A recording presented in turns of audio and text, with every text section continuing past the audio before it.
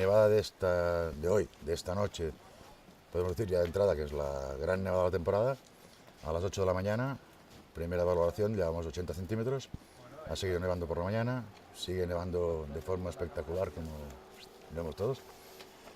La previsión es que sigue nevando por la tarde hasta entrada la noche, que aflojará, y mañana sol.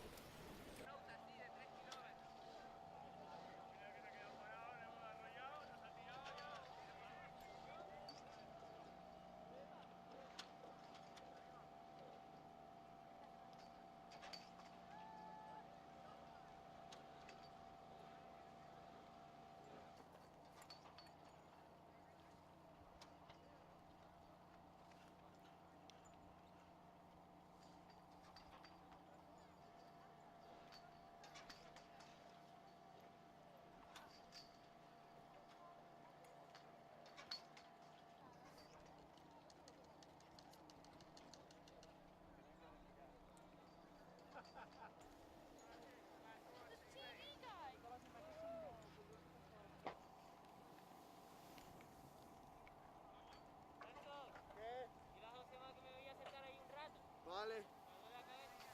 Ok.